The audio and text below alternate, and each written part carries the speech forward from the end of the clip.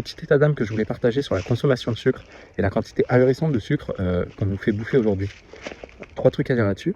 Le premier, c'est une idée que je me remets souvent en tête, qui est que les fruits qu'on mange aujourd'hui, on les a modifiés en fait sur des centaines de générations, des milliers d'années, pour qu'ils deviennent ultra sucrés. Mais en fait, ils sont 10 fois plus sucrés que ce qu'ils étaient originellement. Et en fait, à chaque fois que je me rappelle de ça, je me dis vraiment, mais pourquoi, au-delà de ça, j'irais boire des merdes sous plastique, du coca, des bonbons, des gâteaux, etc. etc. Est-ce que j'en ai vraiment besoin?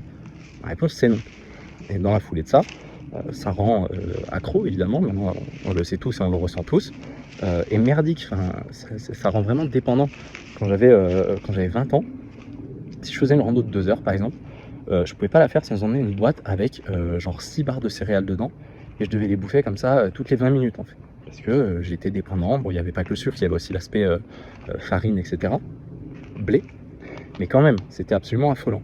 Entre mes 20 et mes 30 ans, j'ai divisé par 10, je pense, ma consommation de sucre. Maintenant, je marche 6 heures, il n'y a pas de galère. Alors, c'est un peu dur, ça demande du temps de quitter le monde du sucre, entre guillemets, parce que tout nous force à nous y tourner. Mais quand même, il n'y a que du bon en sortie. Et donc, mon dernier message là-dessus, c'est que pensez bien que personne va faire le chemin à votre place, personne va faire le travail, et notamment, certainement pas le marché, ou le système, ou je sais pas quoi. Ça va pas venir de l'extérieur, ou de l'État. Ok, on peut faire quelques campagnes pour dire aux gens de ne pas manger trop de sucre, mais derrière, de toute façon, il y aura toujours un problème de lobby, etc. Et vos intérêts ne sont pas les intérêts des commerciaux, ne sont pas les intérêts des marques. Le sucre, c'est tellement une substance puissante, efficace, qui rend les gens accros, etc., que c'est magnifique pour faire du bénéfice, pour faire du profit. C'est vraiment top. Donc il faut que ça vienne de vous et de choix conscients, et de se dire ok, je ne suis pas ce qu'on me dit, je trace mon propre chemin.